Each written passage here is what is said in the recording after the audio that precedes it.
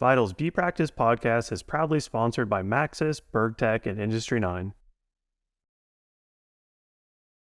As most of you know, tires play a huge part in deciding if you make it down a section of trail and control or end up bonsaiing to the bottom on your head. Tires are not the place to cut corners, and Maxxis offers a massive range of models to meet the needs of any rider. They've built their name through racing at the highest levels of the sport, and you can visit your local shop or favorite online retailer to get the same tread patterns and compounds used by the fastest racers in the world. And if it were up to me, you can't go wrong with an ASCII up front and a DHR2 in the rear. Make sure to head to maxxis.com for more. With the tagline Labor of Love, BergTech isn't shy about the countless hours they've invested in developing components that they feel offer riders a true technical advantage. Based in the UK and born out of a passion for mountain biking and racing, BergTech produces a ton of trick parts, from bars, stems, and grips to anodized axles, shock hardware, and saddles. The cockpit of choice for the Santa Cruz Syndicate and many other riders, make sure to check out BergTech the next time you want to give your bike some deserving love. Tested, machined, anodized, and hand-built by fellow mountain bikers in Asheville, North Carolina, Industry 9 wheels and hubs have become synonymous with quality and durability. I don't know if there is a noise as iconic as the buzz of an Industry 9 hub. They offer wheels for every budget and riding discipline, from dirt jumping to gravel riding or e-biking, plus you can get crazy with customized hub and individual spoke colors. So if you've been dying to build that Rasa-themed bike or some sweet rainbow wheels, Industry 9 has got you covered. Make sure to head to industry9.com to learn more. What's going on, everybody? Welcome back to Vital MTB's B Practice Podcast, presented by Maxxis, Industry 9, and BergTech. I'm Jason Schroeder, as always joined by Tanner Stevens, Dak Norton. How are you guys? Good. We're great. Ain't that right, Dak? Yo, we're here. We're live. We're doing it big. We're doing it brand new. As the SoCal Speed Team would say, we're all here. We're in your earpods. AirPods, we're coming in. We're coming off your speakers, live and direct. Coming into your living room via your TV or your car. We're here. I was thinking about trying to find a way to have like the Rocky movie anthem song play when we first came on or something to just signify you getting on the podium. But I didn't do that, but near American dominance in France. It's true. 0.7 off the win. How's that feel? We didn't prepare for the sun to come out, unfortunately. Man, that's actually one of my first notes I had about your run was all of that. But first, I think I just want to say I'm so stoked for you. It's so rad to see you have been racing for quite a few years now. Like what, maybe your 8th season or so? Yeah, something like that. 7 or 8. Yeah, I think it's 8 now. Yeah. Wild. It's been a while, dude. And like I'm a veteran, dude. You are a veteran. That's eligible facts. for the vet class. Yeah, it's true. And it's cool for me to think back meeting you at your first World Cup by chance and thinking then the way you talked, you were super confident that one day like racing professionally was your thing. And at the time, all of us, we were all in the same boat. And I'm like, yeah, man, for sure. Like that would be cool. Right. But at the same time, like, I'm just happy to be here in the mix. And it's wild seeing that headspace. You've stuck with it. And, you know, it's not your first podium. It's your best result so far.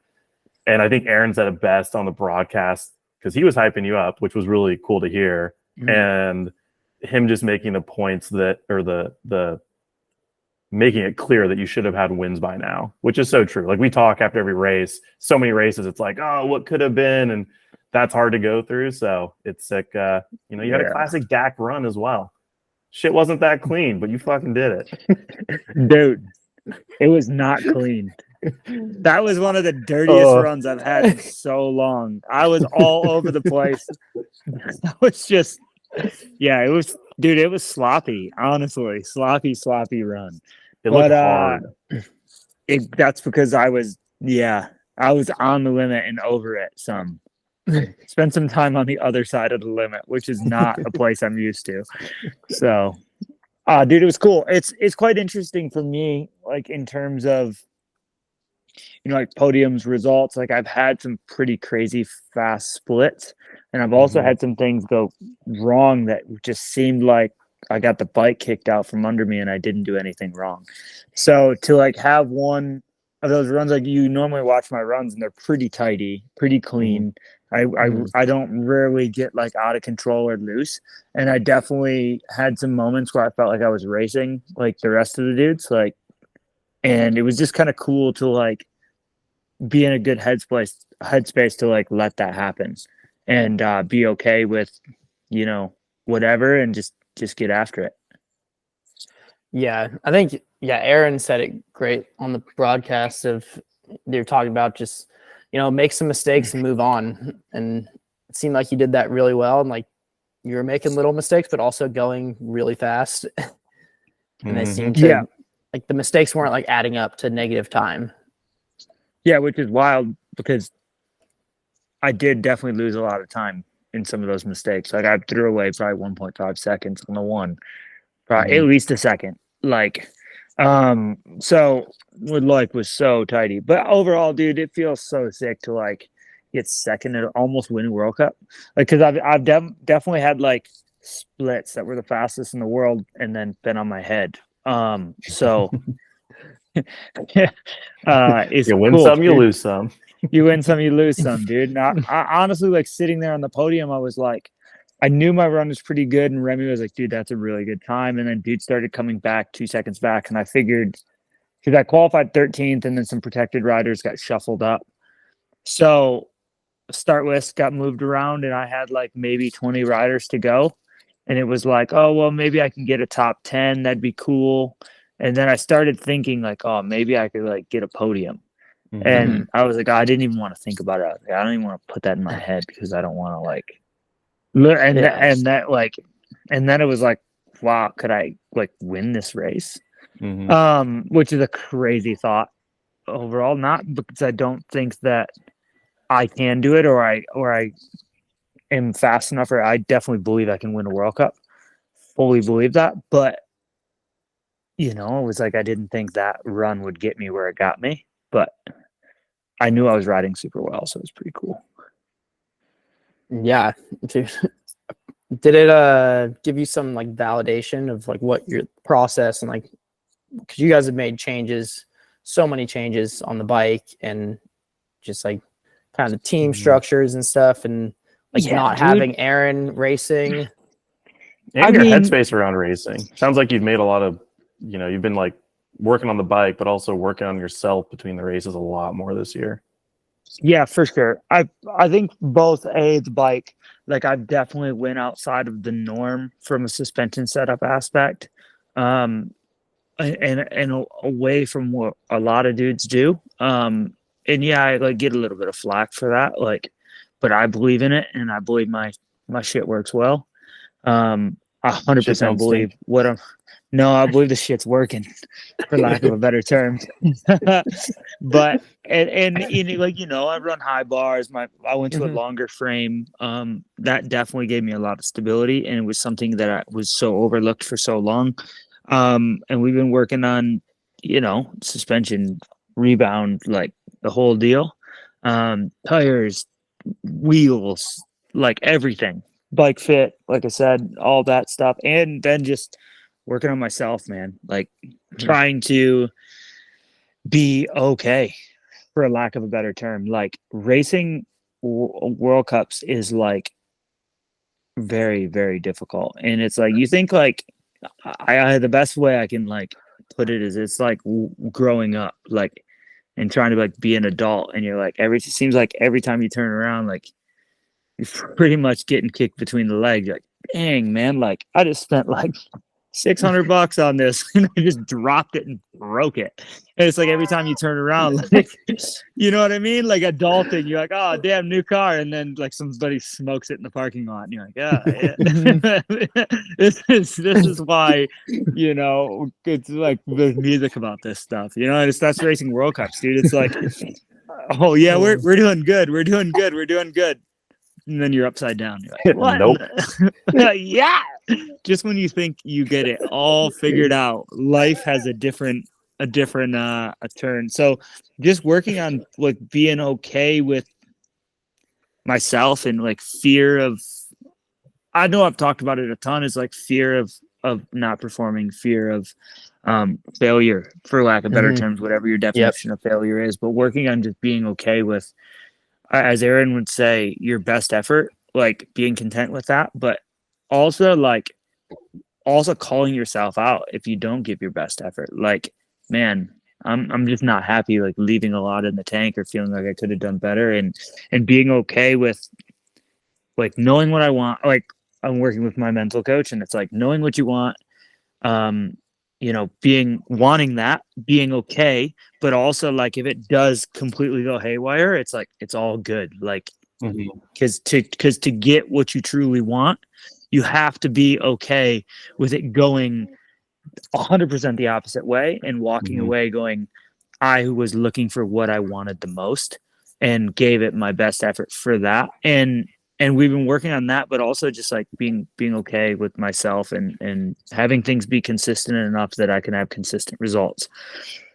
Growing up, man, it's just as much of it is about like growing up and being a better bike racer. It's also like being a better person and being, more dialed in on every level as a human being. So, trying to give my best effort.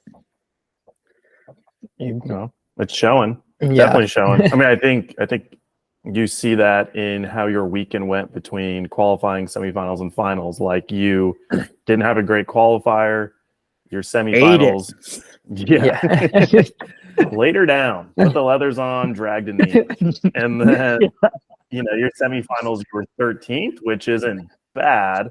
But then to follow that up with the second place and give a shout out, you had some pretty quick top splits.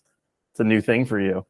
But all of those things, I think, prove that maturity and growth. Because you can look past it and just like your run, have those little mistakes, but be focused on the end goal or the complete run and put your energy towards that instead of getting flustered from different things not going exactly the way you want. Yeah, for sure. It's just like I'm usually pretty good at making mistake and like moving past it, but at the same time, like it does get frustrating, but it's just like if you can make a mistake if you're charging, and it's all good. Like everyone's gonna make mistakes to ride that speed. So, and just being all right with mistakes happening, and if it's me throwing a race run away, dude, 10th place isn't gonna do. Like, I can ride around and like I really feel that I can ride consistent runs 5 out of 5 times and be in the top 15. Like that's my semifinal pace. I can do it pretty easy, but like to break from 7th, 8th, 9th, or 6th to get on that podium these days, that shit don't fly. You got to go for it. So just trying to be, because it's like I can get 9th, get 7th. It's just like to put 8th, 10th, but it's just like to get on the box and get what you truly want, man, you have to lay it out there. So yeah, and I think it's hard for a lot of people to comprehend how little that difference is, but how big the gap is, like mentally and like physically, and like everything has to come together to make up that 1 or 2 seconds, and that's like 1/1000, 2/1000. That's the difference between like 9th and 5th. But everything has to come together for that little amount of time to happen. Yeah. Dude, it's just turning the broadcast on for Elite Men, and I actually don't know how they do the start list now, but first person out of the gate, somebody could have showed me that run and be like, oh, look, here's 5th place run. And I've been like, dang, homie's on it, Like everybody looks so pinned. I can't even. It just makes me realize when you look at results and you scroll through and you're like, oh, Troy Brosnan in 19th. But then you really think about it and you're like, Troy had probably a really insane run, especially compared to just normal riders.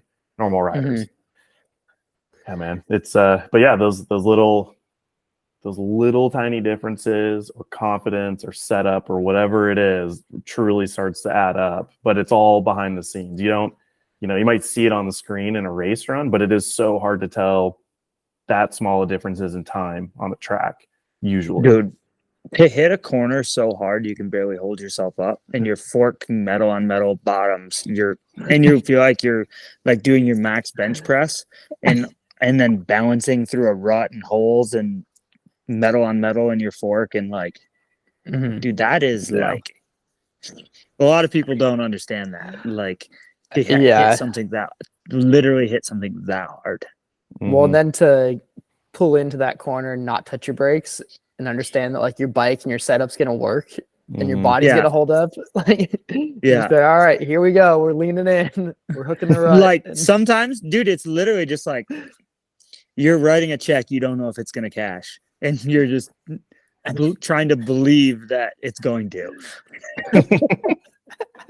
It looked like a lot of that this weekend with how Yeah. variable the conditions were, especially come race runs. Like some sections looked so good and so tacky, and then other bits you would see somebody riding and out of nowhere their bike goes sideways. You're like, what did they hit? Donkey Kong out there, like what's happening? Yeah. It was Wow. wild, dude. It was a good weekend. Like it was good racing. Unfortunately, there's a lot of crashes, a lot of injuries, which is like a bummer to see for sure. Like I don't want to. I don't want to see all these dudes like having huge stacks and like. But it just shows like how.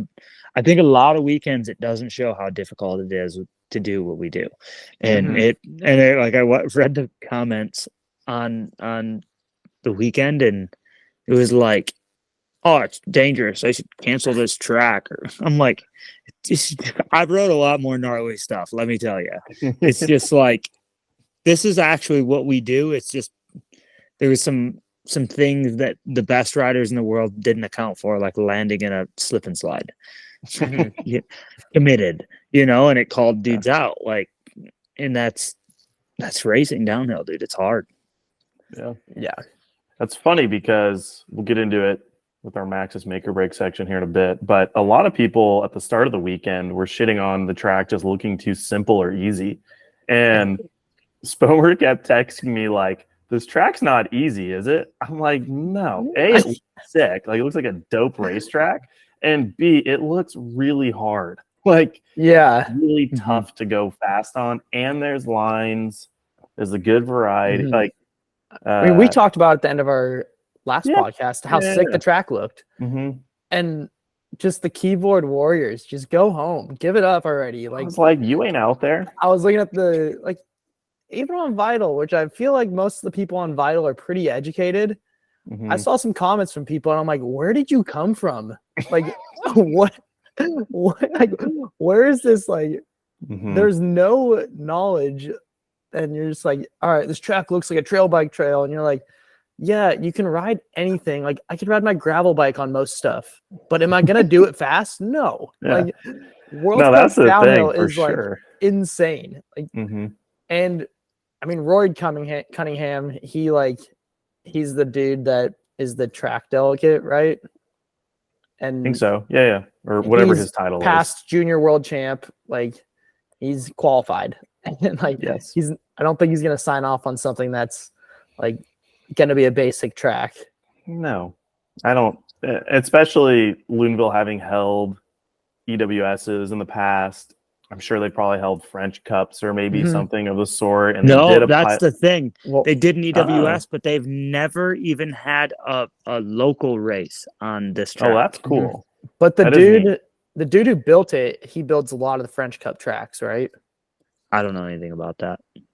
I did hear a name keep getting brought up that sounded like somebody who people were referencing that he knew what he was doing with the track, which I would agree. But what was the point I was going to make with that? Oh, like, clearly that place has it in their best interest to make a dope track, and they definitely put in the effort to make sure that their track was sweet. Like, in the whole trail bike thing, I'm like, bro, trail bikes are so good these days. You should be able to ride a trail bike down pretty much any downhill track. Is that not what most people do anyways on their weekend ride, is go ride trails? If they've been riding long enough, they probably were riding on a downhill bike at one point. Yeah, I don't know. Yeah, the speeds you can go on a downhill bike, not to even mention the speeds that top World Cup athletes go, is a much different conversation. Yeah. And how rough the track gets with a bunch of people, 300 of the best riders in the world riding it, burning it in. Yeah, dude. There's factors. most people don't even understand braking bumps. Like they just don't even like it doesn't Yeah. calibrate in their comprehend. brain. They're like, is that a whoop section? I'm like, nope, those are braking bumps, brother. Yeah. Yeah. Dude. Those are repetitive compressions. And then when you have a bike that works as good as ours do, that deletes them and looks like a Baja truck, they don't get to see what their stuff would look like going down that. Mm-hmm.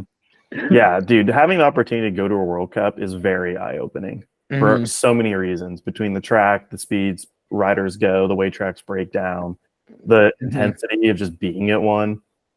It's definitely worth going to if you're passionate about racing, but don't have any concept of what it's like outside of watching a broadcast. Yeah, it is not a local national race either. Like it is so much more. They're sweet, dude. I'm sure this weekend being in France, there was a ton of people as well. Like that's a big factor, and just the noise all the way down the track. Yeah, I mean, I know people have been to them. They're listening, and people can imagine it. But yeah, pretty cool, dude. You should check it out sometime. Be way cooler if you did. That's how I feel about trying to go watch one of these days. Shoot. Yeah. We got to we'll make that happen maybe next year. This year's too late, but maybe we'll get Tanner and I at a North American one. That'd be so much fun. Dude. We just got to come up with some original content to generate to get Spinware to buy his plane tickets. The problem is he's going to want to go, which would be super fun. Guys, also, I got a 3-person tent. We can just go. We can camp on the side of the track. That is the B practice way. Or we'll sleep on the floor in somebody's hotel room. That's the other option. I think you guys should sleep on the floor in my hotel room. That would be really entertaining. Yes, this would be this is full like role reversal when all of us stayed in Jason's hotel rooms. Remember when Jason had a hotel room? That was honestly, thank you, Hervé. That's the best thing you've ever done for me is Jason funding my hotel rooms for the season via Jason. I definitely brought a lot of U.S. racers around. I would have never raced for like 2016 and 17 if it wasn't for Jason. Oh, dude, that was the best part of that job for me too, because I got to pay it forward or sideways to friends, however you want to look at it. Yeah, it was that was a tight gig, getting to go to races and a nice sprinter or go to a few World Cups and have a hotel room that I'd have to pay for, and then didn't matter if other people stayed in. It was great. You should do that again. That sounds like we'd have a great time. I know. We'll start brainstorming. We need Spalmer. I know, dude. The problem is our World Cup coverage is so dialed with Lawler. We're gonna hit it from a different angle. This is I know totally from the spectator's point of view. Are we doing vlogs? No, we're doing a World Cup from a spectator's point of view. Here's what we do. Spectate it. You two come racing and we vlog it. Dude, I thought about doing that actually with you. Originally it came up with Nico with his whole frameworks concept, because I'm like, it would just be neat to ride that bike, which I still need to do at some point. I was thinking about that with you. I'm like, maybe I do that this off season if there is like some last downhill southeast or early season next year. I'll fly out, we'll hang out for a week, film a little video of me riding your bike and then trying to go racing. I don't want to race a World Cup. You don't need to. I have no business being there. Like straight up, no. I can barely hold on for like a minute descent right now. But downhill southeast, maybe a Windrock. That's still dangerous. Oh wow! I think it's time I finally drop down to Cat 1. That's really what's happening. I'm just waiting until I turn 30 and go to Vet Worlds. That'd be sick. That could be you next year. I know, right? Man, could have been me this year. Actually, I could come wrench for you guys. Man, I'll be. We're banging out some pretty good ideas right now. Roll reversal. They call this content farming.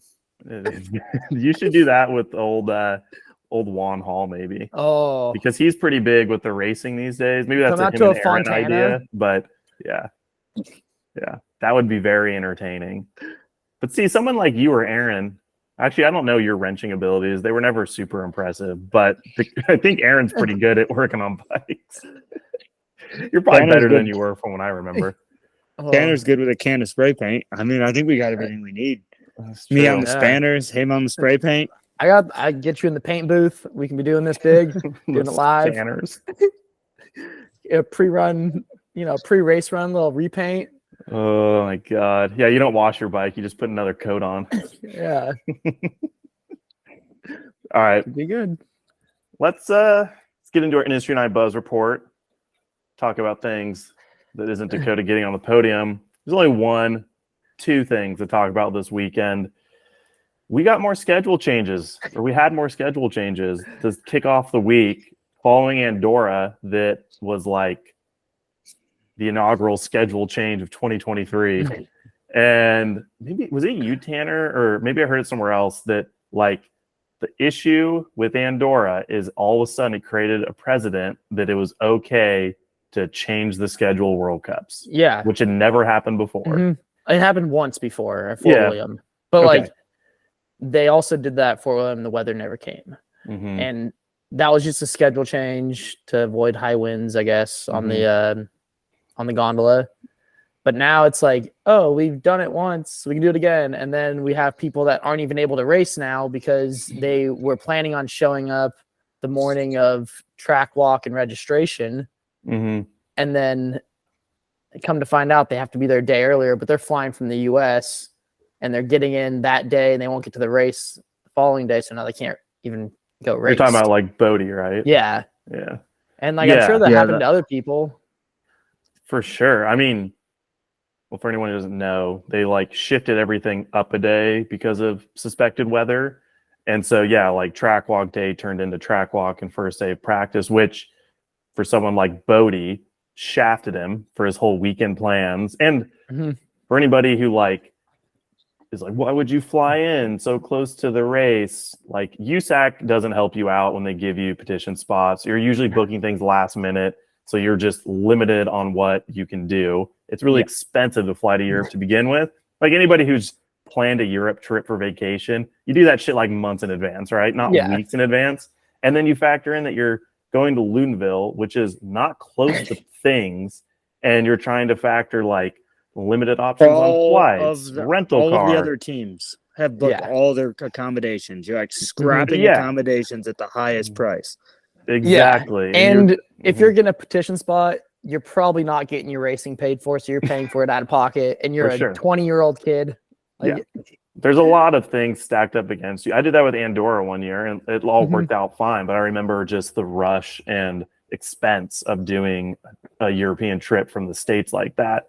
And so, he got really screwed by things getting shifted up a day because he already was getting in kind of at the last moment to do everything. But then too, riders like yourself, Dakota, you plan out your whole week with your fitness and where you're at and how you build through the week. And track walk day is always that kind of warm up to the weekend. You're not on bike yet. Your headspace is so much different. And then you have to shift to like, holy shit, I'm riding now.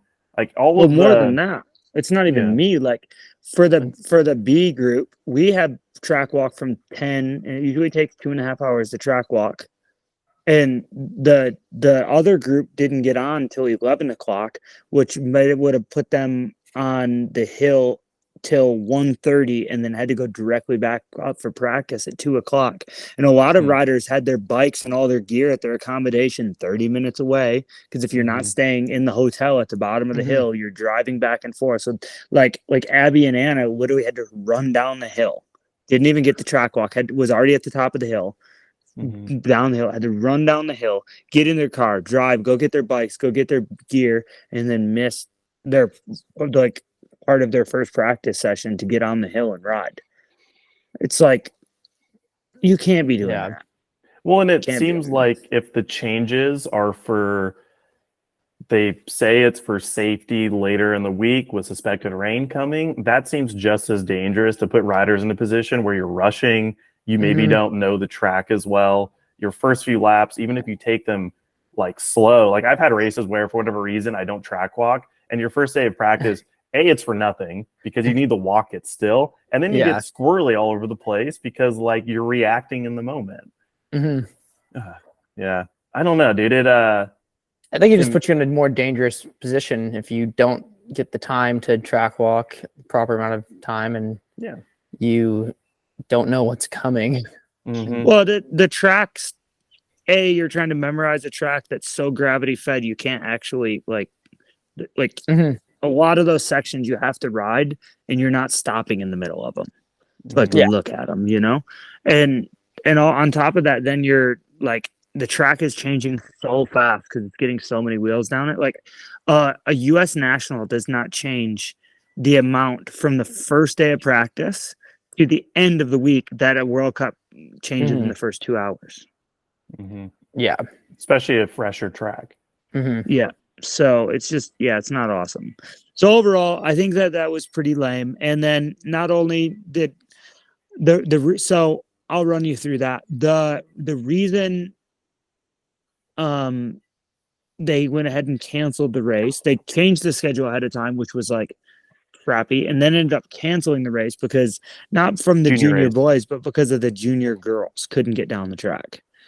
Some of them could, but a lot of them could not, and they were running into each other and getting caught in the catch nets and then piling into each other. And I guess it was a pretty big mess. So they ended up making the right call, but because they can't just cancel the junior women's race, they had to cancel the entire day on the mountain, which is a bummer for like if you're like a dude like Chris Hauser who's like working on his consistency, just cruised it down in qualifying, and he's ready to go race. And then they tell you after qualifying's already over that they're taking qualifying results, but didn't say, hey, this could be your race run tomorrow. So, Yeah. I heard, I don't know if like Todd or anyone got like the kind of messages early on, but I heard like they were saying like, hey, like they were only sending out the schedule changes and that sort of stuff to like the team managers, and like they're like, hey, I kind of keep this on the hush hush, like don't really say anything yet, but like here's the schedule change, like this is the official thing, but don't say anything about it. Yeah, I can't speak on that. I have no idea. But most of the time I get our like news through the Riders Association group long before I get it from our team manager. So it's and how the information is published is not awesome. Yeah.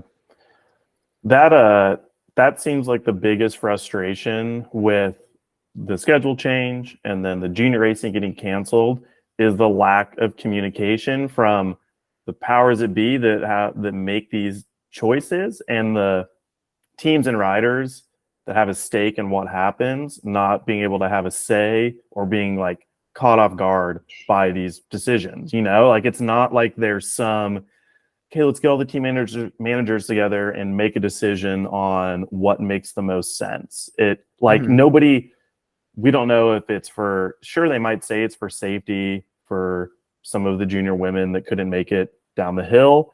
But at the same time, like, was it raining that morning? Like it was continuing to dry out, wasn't it? Like there was a chance the track was probably going to get better. They could have postponed it, and the sections that were, because I'm sure it was only a handful of sections they had issues with, go through and either clean up the B line to make it more rideable, or it just seems like canceling the race. Don't buy it's just for safety. Like it seems like with how much energy and money and time is put on those riders and teams and even the broadcasting being all set up, like you always run it. Like I've never heard of downhill. Downhill's always been rain or shine. That's like, we've probably all raced in the snow at some point, like it's always been rain or shine. And if you can't make it down the hill, but somebody else can, now you have something to work on. It's not like because some people can't, nobody can. That's never been downhill racing. You don't want to race, don't start. Exactly. Yeah, exactly. Yeah, you don't have to do it, Well, that's the thing about a mud race. It's like, like you're going to crash or whatever. You're already going slower than you would have been on a dry track. The speeds are already slower. So like the crashes aren't going to be as hard. Usually you slide when you crash on a mud race. Like, the crashes aren't as bad. Totally. But like also it's kind of, you have to find that balance. Like that's the art of it, is like finding the balance of like slip and grip and who's going to like what lines work and what lines don't. And that's why some people are really good in the mud and others aren't. And you have to learn that somewhere. And by canceling the race, people are not going to learn that. And you're Totally, also, like we Yeah. said, back to the precedence of like, oh, it's okay to cancel a race. Like, now I don't have to be a good mud rider. I'm going to be going to summer destinations all year. Mhm. Just going to, head down to Queenstown, going to go do laps in New Zealand. Then I'll pop back north and Yeah. Like we'll what be, happens the next time it rains? Like is everybody just on edge? Yeah, sirens wailing. wrap it up. Yeah. Like On to the next venue.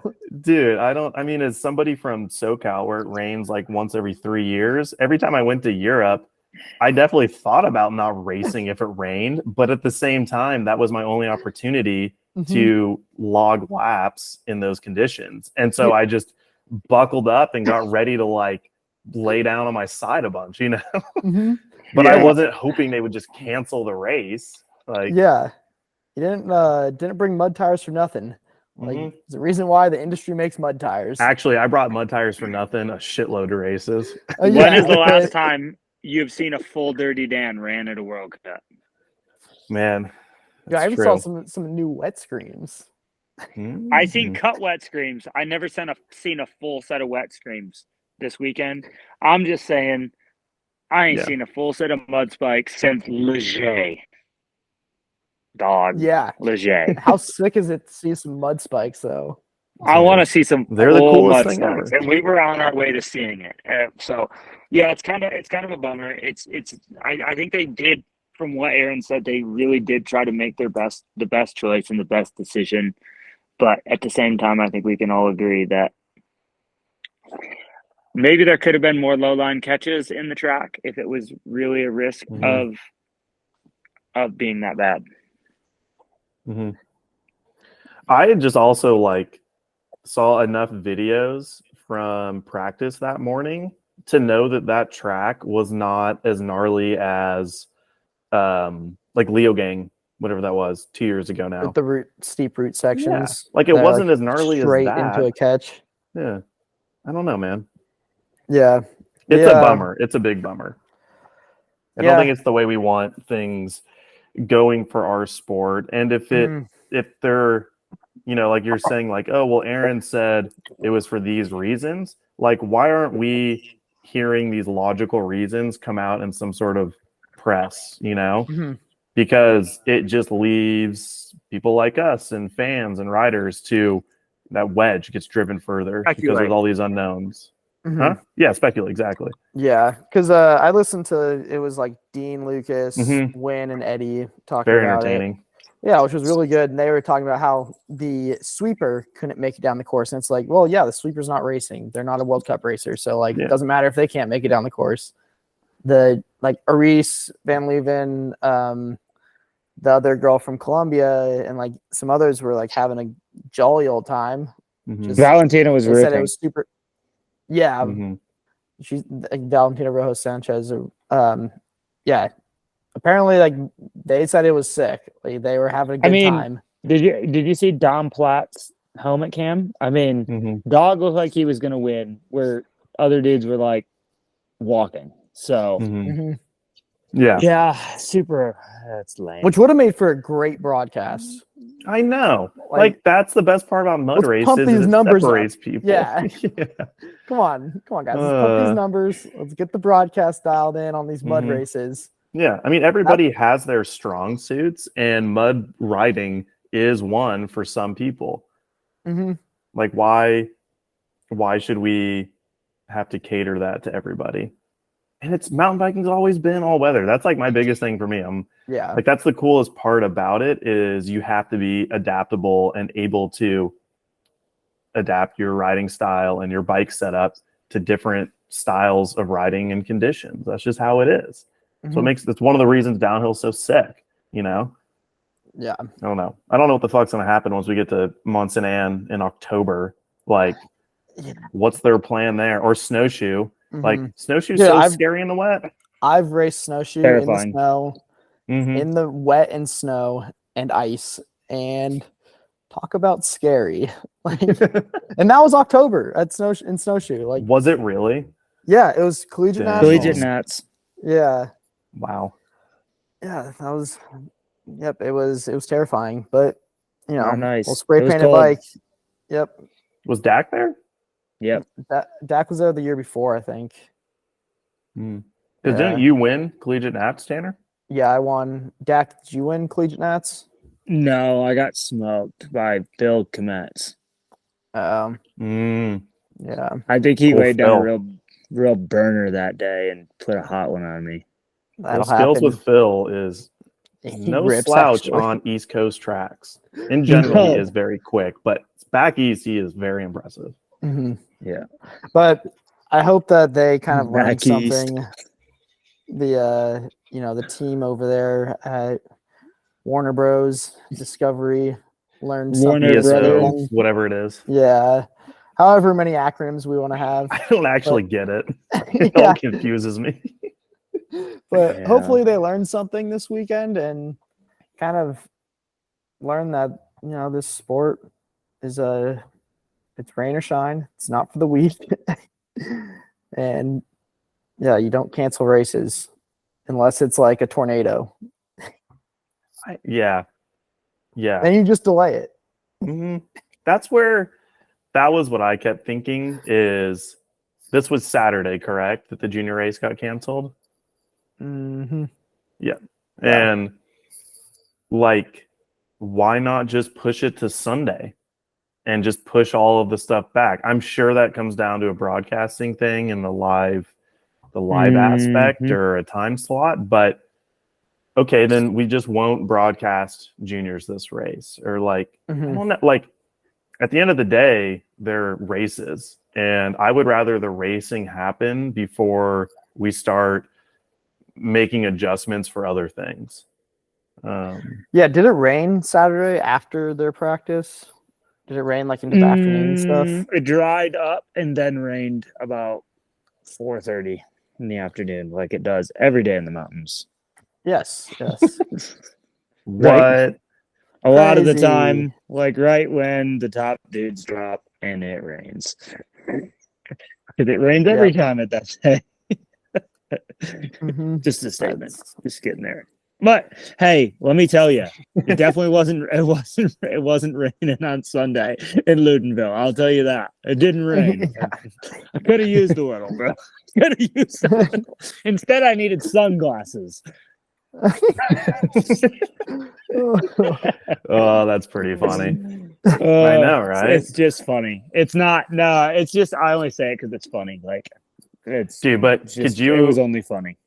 Could you imagine though, Loic at the top, if it would have started raining again before his race run, he would have freaking gone full super Bruni and been ripping down the banners at the bottom. The homie would have been pissed.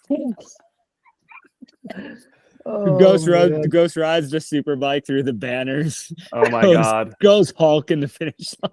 The freaking diaper falls off. We finally get to see what's underneath. Internet goes wild. The crowd goes crazy. So that's funny. Well, because they canceled racing for juniors, quick results here of what ended up transpiring. Sacha Ernest. I'm gonna have to cut this out. Technical difficulties. Zeus is really upset about our new place when anything walks outside. It's okay. Sacha Ernest takes her second World Cup win. Pretty sick for her first season. Reese Van Leuven was in second. Valentina Rose Sanchez was in third. Quick overall as we head into Leger coming up for the junior women's. Lisa Boladu is still in first after fourth this weekend. And we got ourselves a race here. We do. She has 235 points in first. Valentina is still in second with 225, and then Reese is in third with 220. And I still think Reese is going to keep climbing up and end up taking this in the end, but we'll see. Yeah. Still got 3 World Cups, which is pretty fun. I like that. Mm-hmm. All right, junior men's. Freaking Stinky Pinky back on top. I will say it's a bummer we didn't get to race because you never know what would have happened. But I believe this was his third fastest qualifier in a row. So, sure, he got lucky with the win, but he has been very fast this year. Probably the bigger bummer from this weekend is Bodie Kuhn fell in his qualifying run. It's on his Instagram if you go look it up, but definitely ate shit pretty hard in that really terrible right-hander that I have no idea how that thing lasted the whole weekend. Looked like it was moments away from sliding to the bottom. But yeah, man. So with him falling and qualifying, he didn't get any points from that. He wasn't actually going to race, so it kind of worked out a little bit in his favor, I guess. But he drops to second in the overall. Old Pinkerton moves up to first. So series leader right now for the American. Pretty hyped. That's cool. Yeah. Wild. All right. That's junior racing. Let's move on. Only last note I wanted to comment on for the Industry 9 Buzz Report is Aaron commentating. Dude, he was Aaron in the booth. Aaron was in so the good. booth. Yeah. It was epic. Dude. I mean, Yeah. I will say most racers they've had in the booth have been really good. Like shout out to Josh Carlson for his trackside stuff he does with the broadcast. He's really good at. Elliott was good in the past. Reese was super good. Reese Wilson was great when they had him on a few times. Yep. I don't know how they can't find one of these types of riders who isn't currently trying to race to do the broadcasting. But Aaron was right. It was cool to see how genuine he was when people were having good runs. His like reaction to moments that seems like Rick and Cedric, their reactions aren't always super accurate. They're like overly animated for whatever reason, or they like don't see somebody just destroy a berm. Where Aaron would be middle of a like talking and be like, "Oh damn, he hit that so fast," and you're like, "Fuck yeah, he did. That was sick." Yeah, that was cool. I mean, rather see him racing. Cool to see him hyping everybody up. Mhm. All right, track talk. Get into our old Maxis make or break section. We've hyped up this track quite a bit, but is there one section you think played a bigger factor than the rest, Dak? It seemed like it would be that one gnarly off camber. The river. The river. What's that? Le River. The river. Was there a river? There was a streak of water running down the track that caused some havoc. Hmm. Ben Isles scrubbed into it, Yeah. scrubbed himself off the track. Oh, that's the like whatever you want to call that big ass roller they made that shout to Kate Edwards, he did tuck no hander over it. But then that straightaway afterwards, like where so Timo that died. the river ran down the straightaway, around the corners, and then drained into the bottom where Coulon's had a disaster. No way. Yeah. So Interesting. it was wet in practice there, but it was wet like all the way through the track was wet, so you didn't notice as much. So everybody got used to that the track was drier and tackier, came over that roller, committed, and then couldn't get stopped for the corner. And then the water, like once your tires get wet, it got like pushed all the way through both of those corners and made them incredibly slippery, and then dragged into the braking zone before the flat corner. That was like lethal, dude. So slippery. That explains a lot. Because a lot of people, like after that river straightaway, big ass right hander, 180 left, and then you kind that were of wet, faded off like through the trees into that next flat right. And it was really hard on the broadcast to tell why so many people got sketchy in different ways, but it looked slick. So you'd hit the right, hit the left, and then there was like the track went through this section where there was like all these not basketball, but like small watermelon, the small watermelon size rocks. It was just a rock pile. So they just got like drug out and moved out of the way. And it got down to like a base that had like a bunch of small rocks and some roots started coming out with a compression that was filled with roots that went into a right-hand flat corner. So what happened was when people obviously the right left was slippery, caused havoc, but when you hit the left, you didn't want to brake there as much as you needed to, but so much water had got drugged through those corners and into that braking zone that whole right-hand flat corner where the roots came out was incredibly slippery in comparison to the rest of the track. So you got used to what traction you had, and then it was like very lethal down there, very slippery. So that to me, Hmm. that was the Maxis make or break section of the race, due to the fact that we seen the race win decided there. Mm-hmm. We've seen several crashes, people going off track, but it was Mhm. just something that caught the best riders in the world out, just due to the fact that that one section was so different than the rest of the track. Wild. Yeah, even in your run, you had some feet down through there. I mean, you weren't Oof. alone, but Yeah. Talk to me, Goose. I was, yeah, it was slipperier than I thought it was going to be. Oh yeah. I hit that right hander and slid on that root. I actually tried to hop the root a little bit and ended up still hitting it and getting all squirrely and almost put it in the tree. And I was like, "Oh no, man, get me that's home, gnarly. get me Yeah. home." Even in the women's race, which was noticeably more wet, Nina and Valley actually got spat to the left, like Hmm. outside the Yeah. rut, and they rode Yep. outside of it and then got back into kind of Wow. like where that slop was packing up. And it didn't look like it was a very like it wasn't a hard rut. It was more of like a slop No. pile. Though there was no rut. It was just like an off camber grass with polished roots, flat corner. Mm-hmm.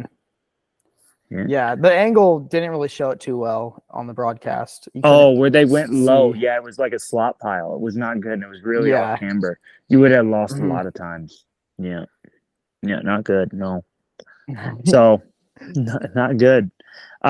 Overall, though, I think the track that definitely caught a lot of people out, but the track was great. The only thing that was really causing a lot of havoc too was the one berm was pretty blown, but it ended up the rut hardened up, I think, later in the day once the sun came out. But Talking about that Yeah, right-hander after that straightaway. no, it was farther up after the off camber. There was like a long braking zone into a right hander, and they had just kept repairing the berm all week. Like, That's what I'm talking about. yeah, and that was pretty tough. Right to a but quick left. Yep. Okay. Yeah. Seen a lot of. Yeah, that was pretty tough. But In the Yeah. In the GoPro run of Breeden following you from the first day of practice that we posted, I'm pretty sure in that you hop inside, and I like was half watching it, half trying to post it, and I was like, "What was that?" And I like went back. I'm like, "This freaking guy, man." He's Well, the always on corner he's was always on that like, next level shit. I know the corner was only like a foot deep. Like it had no, like, because it was just not like, you know, when you Mhm. track walk something and you go, this is going to be a severe issue. Well, it was a severe issue, and like that we kept getting red flagged, and they were like trying to reshovel the berm during practice, and we're like, if you just let the line You do blow that after out, we all practice. know it. Yeah, if you just but it was like at the end of like a long braking zone, and people were just yeeting themselves into the field. So it was an issue. Doing no handers over the top of it. Yeah, the rut just went right over the corner. It was awesome. And it all funneled into the main line and just shot you off the track. And I'm like, next lap, everyone will know and not go there. Just leave it There'll be alone. a I line kept trying right to rebuild inside. it. But because they Yeah. kept rebuilding it and rebuilt it with slop mud, it was like really soft in the race run. And it was the only Oh. real line there because it like had such a rut, and you just hit it and just like, but yeah, it was, dude, that corner was pretty lethal, but nobody crashed in it in the main boys. So track was great. I thought it was super awesome. I will say Friday, I had probably one of the better days I've ever had on my bike riding. It was like really, really fun. And I think the track raced great. It was challenging. They did a ton of work on the track after the mud storm or the rainstorm and the mud debacle. And yeah, it came around great on race day. Sweet. Yeah, dude, that GoPro of Joe following you was so sick. Like you were ripping. Like for a GoPro video, the amount of comments, and like I'm looking on YouTube right now, the thing got up to 13,000 views. It's pretty solid for just a track preview, you know. But For first run track preview. dude, your lines are. I'm just so happy other people got to see that, because that's what I remember following like 5 years ago when we were still racing, and always just being like, yeah, I ain't got it. Like, I don't got it like you do.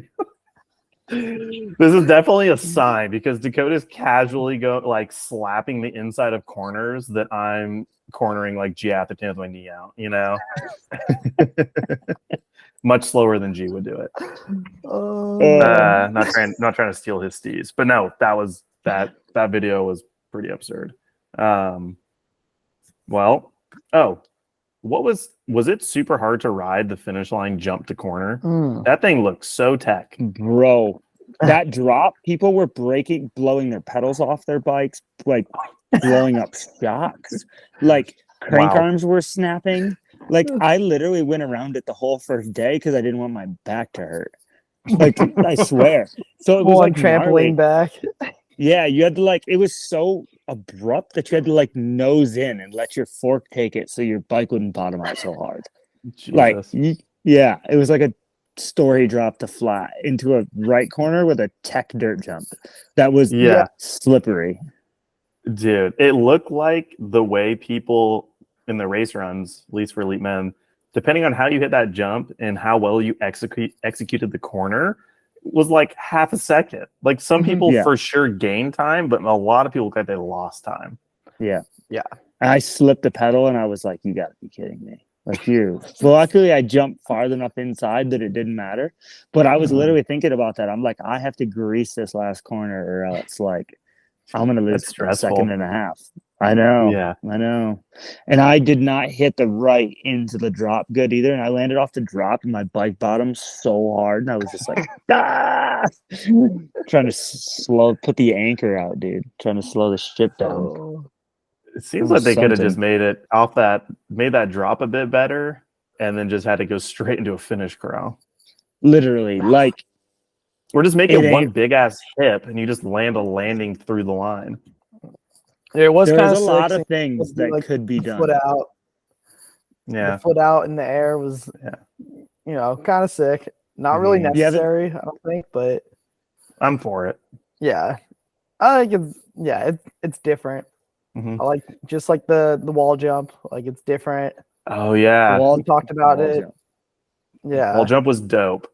That was the highlight of the weekend from Vital Raws for sure was who was it again? It wasn't Ronan Dunn. Chris Cummings. I can't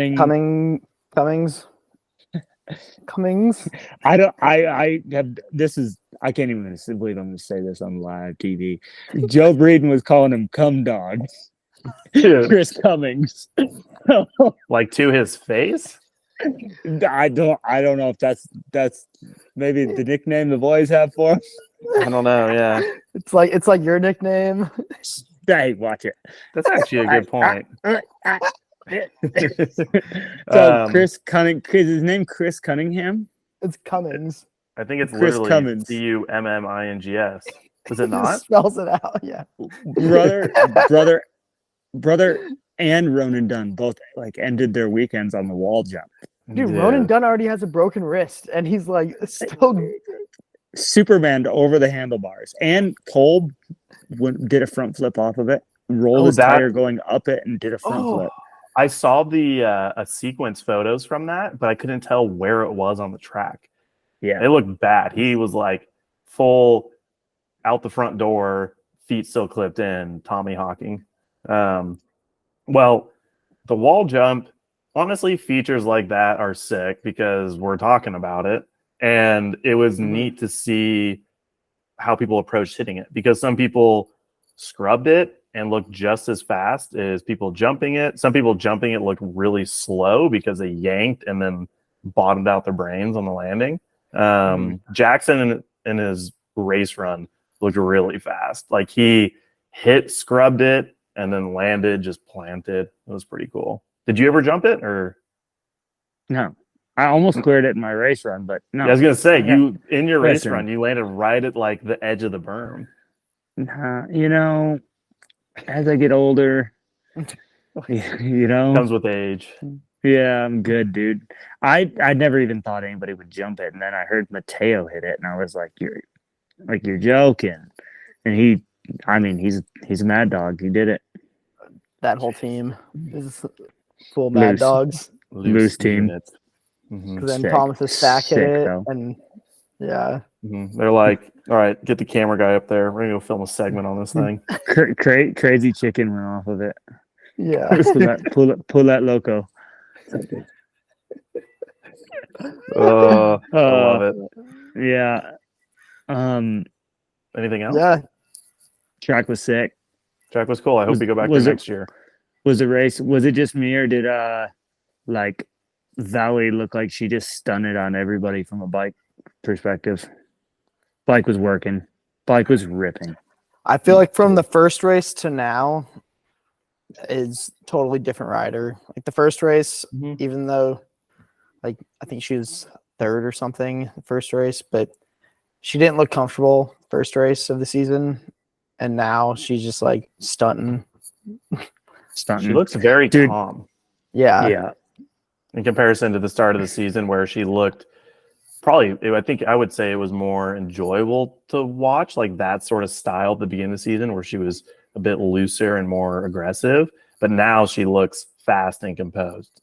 I agree. Like bike setup shit's working for sure. She also was like, over a second back, and then on the bottom half gained like 2+ seconds. That's crazy, dude. Yeah, and it didn't look like she hit the last corner good either.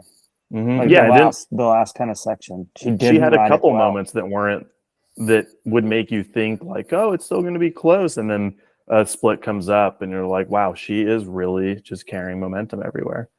She has a lot more support. Like her bike pumps. It looks like it pumps really well, and it looks like when she lands off big drops, like it barely uses any travel, and just keeps like geo really well.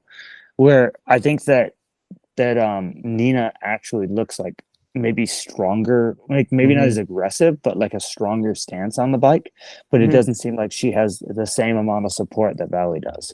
Like from an aspect of like when she hits things hard, even though I think Nina is like really strong, maybe stronger than Valley, she just the bike doesn't hold up as well when she hits stuff really hard. You see it go into her more. Yeah, and it seems like that energy gets transferred into the rider quite a bit more, which I thought was really interesting. And I think maybe that's where she's lacking the aggression that Valley has, even though she's just as strong. But overall, I think it was a really good race to watch between those two. And then obviously, Marine looked good. Phoebe was ripping. Phoebe was ripping. Dude, for sure. Phoebe on the gas, dog. From that Instagram video. It says Phoebe. I love this. Nina does have like her knee injury too, which could be part of that, like the energy transfer. I mean, maybe it's shifting the way she's weighted over the bike to compensate. Yeah, a little more over the front, maybe, and not like soaking things up with her legs as much. Yeah. But yeah, Marine rode the bottom section very well. She was, I think she was like a bit further up in the bottom than most of the other riders. Yeah, I'm pretty sure. Yeah, she had the fastest 2 bottom splits, basically like the last almost minute. Yeah, dude, it is cool comparing the riding styles of Valley and Nina, especially because it is turning into a season of them battling it out, and it's like 2 ways to an end sort of a thing. You know, they're unique in their own ways. They're both really fast. They're both pretty like strong on the bike compared to some of the other ladies. So it is really cool. Then 5th place, Lisa Bauman. Yeah. It's her 2nd season racing downhill. Yeah, I forget her story. Was she an enduro racer? Was that Apparently her? She was a cross country racer. I think she might have had a cross country podium, like as a U23 or something. Wow, that's incredible. Yeah, like a few years ago. Looking on the old Roots and Rain, in 2021, she did a full XC season of World Cups. And no way. And in 2022, she did a mix of EWSs and World Cup downhills. And yeah, that's what I believe her. Wasn't she already up there at another? She had an 8th earlier this year. So yeah, dude, to get a 5th is really insane. I forget that Cammie like Cami Blanche missed her Came this from weekend. skiing. Dude, but like she has not been racing that long, and her results sheet is ridiculous. Like it just goes 0 to first place, like Just on the roots and ran, just FTCs Dude. everywhere. There's some very impressive ladies that come out of like other Dude, disciplines or also, sports. that team seems like it came out of nowhere. The Lessors Commensal team, Mm-hmm. like they're pretty stacked. Like I don't know how these Commensal teams do it. I know, dude. There's so many of them. They're all stacked. Max has just got all of his little teams out there, Because we were just It talking is about impressive. the IC Studios team. Like that team is so sick. I know. Well, because that's pretty much like Commensal 100% Yeah. just morphed into that, which I'm like assuming it's more of an in-house Commensal thing. Yeah. Marketing team. Yeah, dude. It's a sicko team. It seems that Yeah. way, but I think that's mostly Vittoria, like a comments on Really? Vittoria. Huh. Mhm. Well, that's cool. Them boys is putting it on. The old Mazas that The we're talking Mazas, about? dude. Mazas? Dude. Hey, the boys are ripping on the Mazas. Boys are Old ripping on the Maseratis. Mazas. They're hitting it. Calm down. We can't. We got Max's here. Yeah, We we're can't- come Max's on. team around Come here. on, High guys. roller twos are still the sickest tire ever made. We're gonna get that sticker made. It's gonna have no Max's branding on it, but it'll just be like that, and then it'll say Dash Tanner or Dash T Step. All right. All right. Moving Do we on. need to cover any more women's racing? I don't think so. No, I think that pretty well does it. Over here, I'll That does do it. going into Leger. Valley is leading Nina by 444 points, which is a pretty good margin. So we'll see what happens. It's kind of Valley's to lose, Nina's to take at this point. I mean, this weekend there's some cool stuff to talk about, but some bummer stuff to talk about from the men's race. Starting with old Benny B, dude. Benoit, fastest qualifying, fastest in semis, was definitely on it in his race run before falling. And it's just like that dude's time feels so overdue for a race win. I mean, it worked out for our boy Dak here, but it's still a bummer when somebody like that, like he was having a weekend. He would have been the first one, as Aaron pointed out, to win all three. So point out on the weekend. The King of Planey, BC. I had fully accepted that he was going to beat me, and then he was sliding, and I was like, confused. I like, dude, the wheel was spinning, like I was loading. I was like, I can't believe, because he's riding so well, dude. Yeah, dude, I was buffering. I was just like, I was like, dang, he is ripping, and I was like, he's on the ground. Like, Yeah. might I really just see this happen? King of Planey on the ground in a flat corner. What? Flag corner? Yeah. He was going very fast. Dude, he was shredding. And he never looks like it. Dude, he never looked fast in practice. He was just cruising around, ripping. The silent giant. You just Yeah, dude. you don't really take note of them, and then all of a sudden you see the result sheet, and you're not surprised, but you're like, You see a set of yeah. elbows out. Dude, You see a set of elbows out. The big ass Renthal bars, Yeah. and And a then set he's of elbows. gone. And he's gone. elbows. Benny Cool's just out there, just doing it. Benny Just Cool hanging J. 10. Benny Cool, man. Yeah, that was his a time's bummer. coming. I think Leger. I think I might have actually picked him as my Leger win, because after a weekend like this, I could see him doing what Loic did this weekend after Andorra. Where Loic was so fast in Andorra and then got screwed by the rain, and then shows up this weekend and takes the win. Revenge run. Yeah, dude. Revenge run. Those Frenchies are such good racers. They don't get set back. They just get more motivated. And kind of what's also crazy is Loic wins, becomes the points leader because Finn has that stupid swerves between the poles in his race run and gets DQ'd. Yeah. And Loic becomes the 5th winner in 5 races this season. Mhm. Pretty nuts, man. Pretty crazy. Yeah. Yeah, the old scrub crank flip. Yeah. You know. Save that shit for A-line, Finn. Come on. Yeah. Now that did we Might talk be about that too- before we were Might be recording? too soon. Too soon. Yeah, I think we were sorry. I'm talking just about joking. that. Yeah, he's not gonna be able to ride A-line this year because racing goes into October. So Dang, that actually sucks. Closing time in Whistler is the best time. unfortunately, we don't get late season laps. That's true. No, I was talking crap before we pressed record on just the dumbest rule is that you have to enter where you exit. I'm Mhm. like, dude, Finn loses the race with that mistake. He should still be able to finish the race. You know what I mean? Like, I don't know. It's just the whole like you can't gain an advantage thing. I don't know.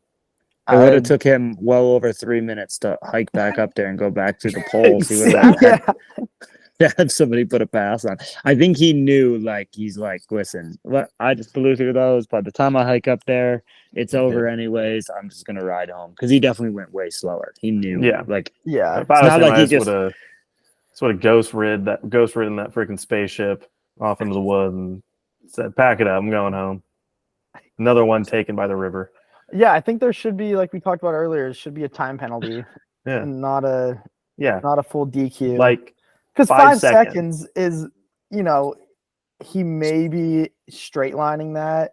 If you were even going to gain any time, it would be like 0.15, 0.2 seconds, Yeah. maybe. Like, yeah, dude, But- for sure. Or like maybe the UCI can just do a little bit of work on the weekend and just assess it situation by situation. Like, look at what happens and then just be like, hey, we're going to put a 3-second penalty on this. There's a 15-minute petition for any riders, team managers to come complain about it.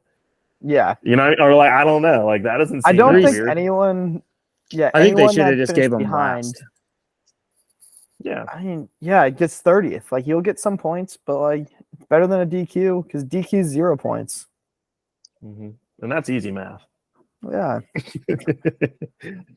Yeah, I don't know. I mean, Luca got shafted by that as well, Lucas Shaw, and he got off his bike, went for a little hike mid-race run, check out the countryside, and ended up for sure in last place probably. He got 26th. Still, See? yeah, 26, not bad.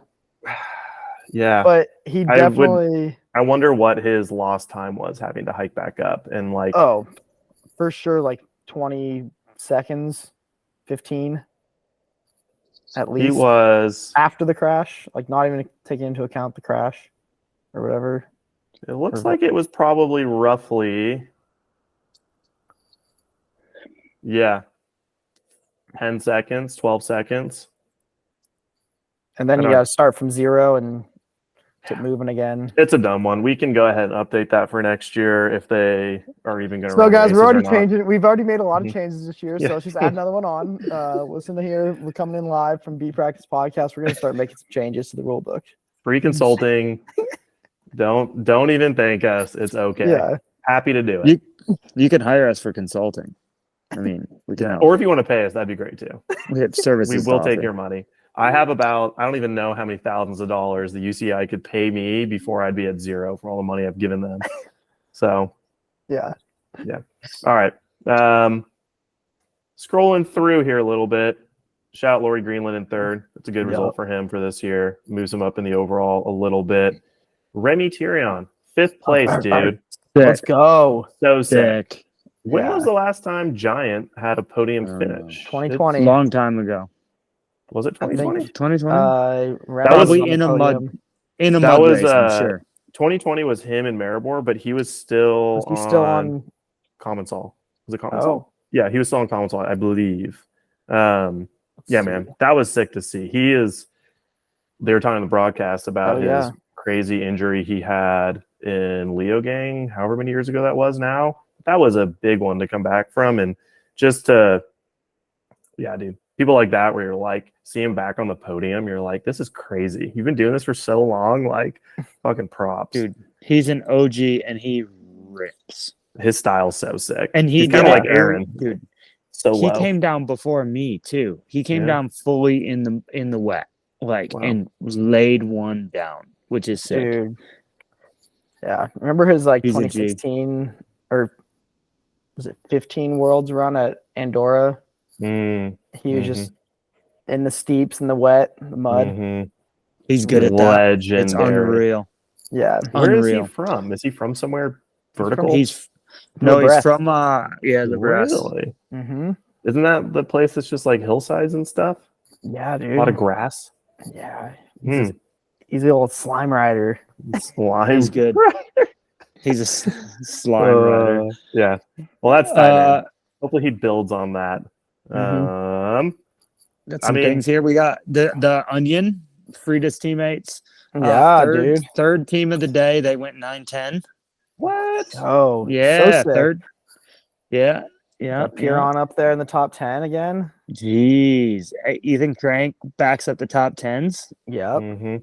There was a whole group of riders that are names you're not used to seeing as high up as they were, except that if you go look on their roots and rain, you realize they've been trending towards these results. It's just cool to, we cut everything down to 30. You're like, oh, are we just gonna be watching the same people every weekend? And so refreshing to see, all those dudes, Ethan Craig, Oliver Davis, Antoine Piron, Max Hartstern, like all those dudes. Pretty dope. Keeps it fresh. Dude, just in the top 30 alone, there was a lot of Yeah. a few different names. A lot of low or higher number plates. I mean, Dylan Yeah. Levesque in 6th, Yeah. David Palazzari in 7th. I think that was both of those their best results That's cool. for them. Yeah, man. It was pretty interesting how that got switched. I guess a lot of those top dudes, quite a few did go down, and that plays a big factor. But yeah, man, I love that's my biggest hate on semifinals is that it just lessens the chance of actually being a rider who's on the come up getting through. So sick to see dudes like that are just slowly building, because you click on any of their names in Roots and Rain, you go back 3 or 4 years, they were like back of the pack fillers. I can almost guarantee any of those dudes have had like a season of really figuring it out. I mean, Dakota, like you did that. You know what I mean? Like, so Yep. yeah, pretty sweet. Well, I'll run through the overall. Maybe we just kind of close this thing out. Dude, do we mention Tebow's freaking no-hander? I guess I kind of mentioned it earlier, but yeah, that was homie can take a hit. Holy crap. Yeah. Wow. He when they picked his bike up, you could tell his bar was broke, and for a moment I was like, did he just hit a compression so hard his bar snapped off? But no, somehow he I don't even know with how strong he is, how he even lets go of the handlebars. Yeah. And then his bike just goes under the garage door kind of thing, just slides it under there. Yeah, never to be seen again. He gets up acting like he doesn't have a concussion, like, where's my bike? And I'm like, you need to sit down. Sorry. And then he gets back on it with the one hand, the brake in the one hand. Oh my goodness. He just Quentin Kurtz it down to the bottom. Yeah, man. I'm not gonna wait. What did you point out about the women's broadcast? So in the women's broadcast, Monica Hrashnik's run, Monica pulls a tear off or roll off near in the top section where it's kind of flatter, and Rick goes, "Oh yeah, we probably won't be seeing Thibaut Deprella taking his hands off today because he's known for doing a little finger flex and taking his hands off at Val de Sol." He's like, you won't be doing that in the bottom section. What do you know? A couple hours later, gosh, Thibaut's ejecting the hands. Dude, just shot out of a cannon. Yeah, that was rough. Thank God he got up. It seems like one of those ones that we're gonna get an Instagram post the next day that's like, I'm actually hurt.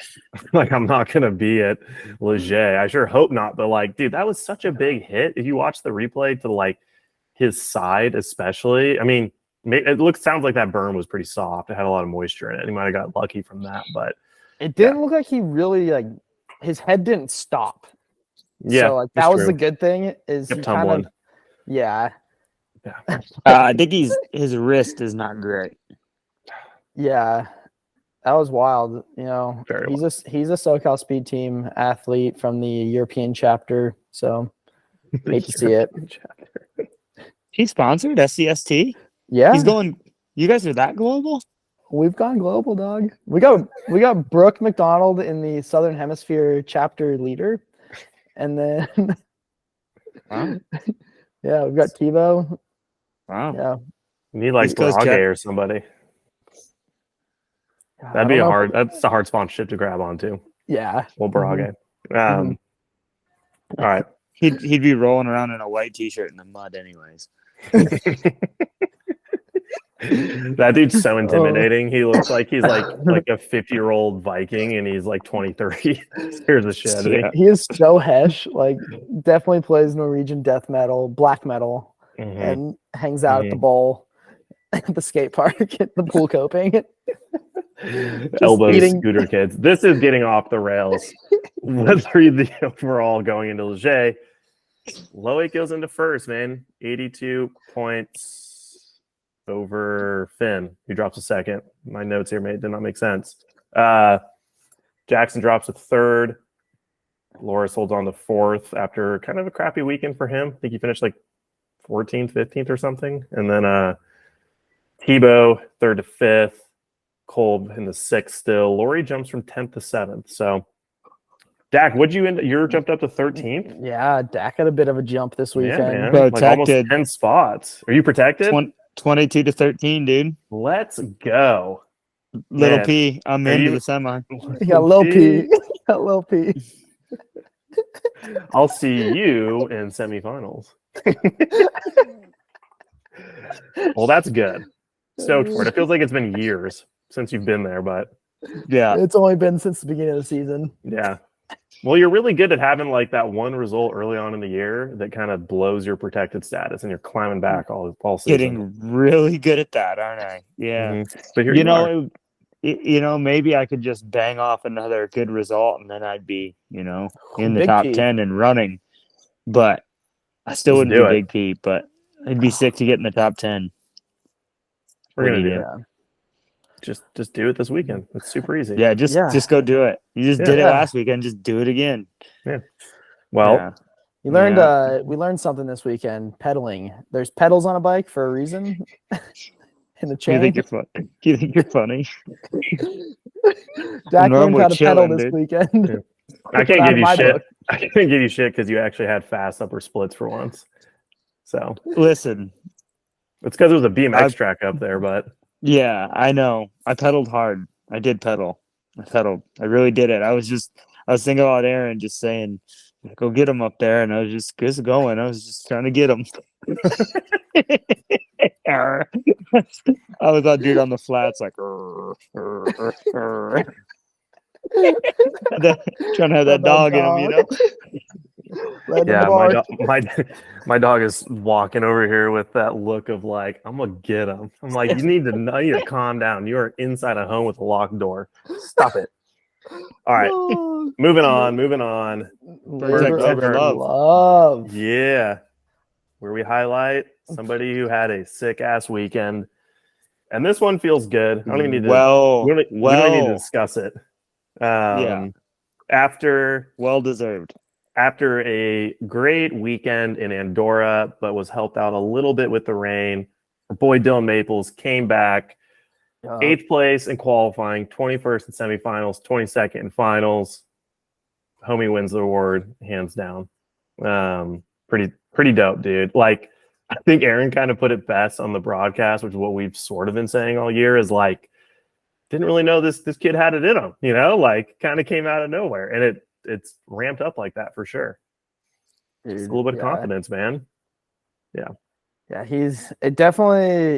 that was a good track for him. Steep, like off camber. He rides a lot of that stuff in the winter, I know. And yeah, it seems like he's been getting kind of coming into form throughout the year. I know he started out doing some enduro races this year. So maybe that it's helping with the pedaling, a little fitness. And then, yeah, dude, right? I mean, we did a USDH rider profile on him. I think that was like the start of last year. Like, I believe it was before his first World Cup season, or he did juniors, so it was before his elite World Cup first year. And him just talking about like wanting to get stronger in the fitness and all that like takes a lot of time, and like putting together a full race run is so exhausting, but to do it in the top 30, like you can't be getting tired. It's not an option Yeah. anymore. Like you are putting in full runs consistently. And I was just super impressed to see him back up last weekend. And then all 3 race runs this weekend, he had solid results. So yeah, man, it's pretty dope. Yeah, and it's just him and his mom, I guess, traveling. Because I Sick. saw on the Win TV, they talked to him. Oh, cool. And then he has like the neutral support from Commensal. Rad. Yeah, because he's a Commensal USA rider. Mm-hmm. Yep. No, Yeah, man. Well, I don't think he's Commensal USA. is he not? I think he's Commensal USA, not Commensal Schwalbe. Okay. Because that was the team he was on last year. Yep, that makes sense. Was Got it. with Dooley. Yep. I think he's privateering for the most part, Yeah. other than the Yeah. neutral support. Yep. Sick. Well, and I will say that it was dusty in qualifying, so he had that SoCal speed. Team NorCal had the SoCal speed. Dang. Yeah. There's a little rivalry with Team NorCal. Yeah, Team NorCal had the SoCal speed. I didn't know he was NorCal. Sorry, dude. My bad.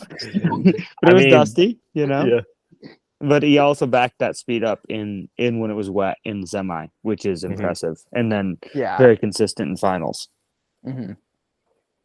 Yeah. Right on, man. Well, I'll hit up Dylan, get him his $200. Well, closing this thing out, man. Old Jose, Let's Get, baby. Let's get.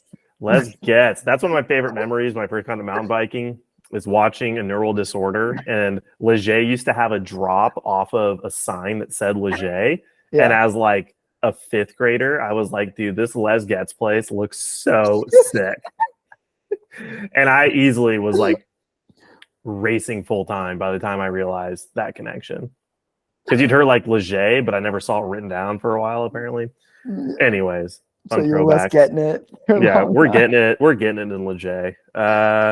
Worlds last year, a bunch of Frenchies won. And you like my orange here? And a bunch of Frenchies won Worlds last year. Yeah, it's a sweet track. The crowd's always good. I don't know.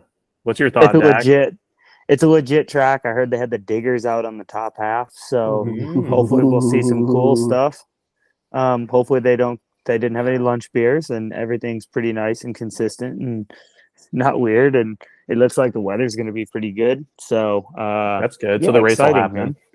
Yeah, and this is like a huge for the people that don't know. This is a massive mountain bike destination in Europe. Like it's like Whistler of Europe. So it's usually has awesome crowds, and it's really good racing.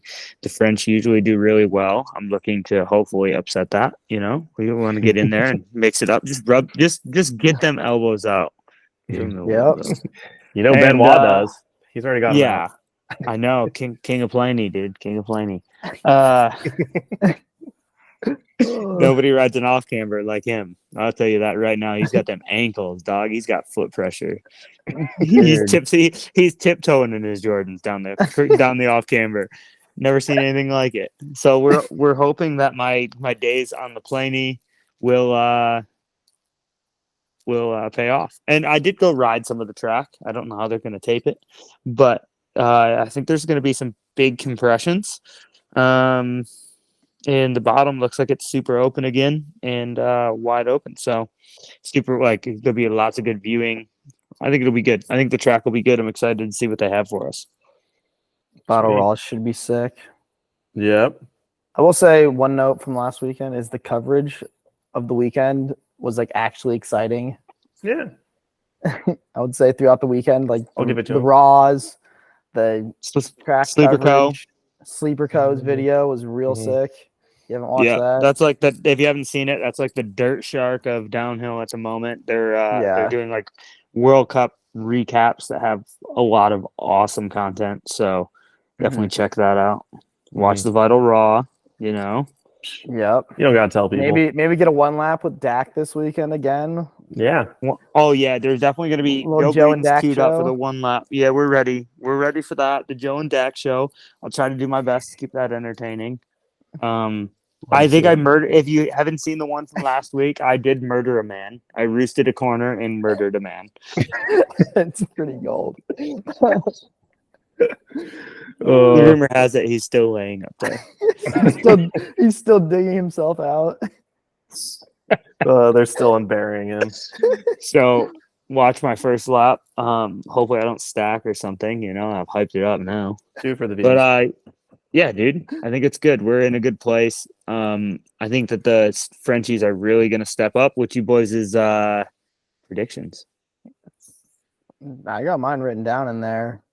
I'm gonna kick it off. I got Loic for the win, Benny Cool for second, and Loris for third. Mhm. And then I'm going Oh. Marine, Wow. Cabarrou for the win in women's, and then Valley and Monica. It's very French. So Yep. you're putting me in fourth, right? Like I'm fourth. Yeah, well, see, I figured out that I don't want to put too much pressure on you, so I don't have I kind of keep you off my top three predictions.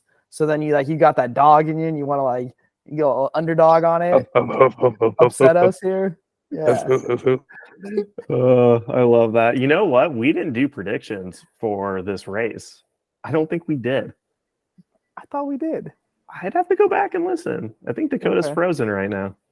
I was gonna say when he was talking about the mountain bike destination, this is such a big destination that they have decent Wi-Fi, and Dakota was actually on video the entire time. Yeah, we jinxed it. He just exited the chat. Well, I was going to hype him up because I got him in third for this weekend behind Loic and Tebow. I think Tebow's going to find the hole together, assuming he has two wrists, and put it to everybody. And then I got Valley, Nina, Marin. I think Valley's she's just got that little edge on Nina right now, unless she crashes or something happens. Yeah, should be interesting. Dang, I wanted to ask Dak what it's like having this many races back to back, because this will if he's getting tired or four. Yeah, 3. well, I mean, if you count worlds, I guess it's true, but there there was a week break. there was more than that. There was was there more? I think it was just a week. Yeah, Maybe. Yeah. all right. So- Well, Dakota seems to not be here anymore, so we'll close this thing out.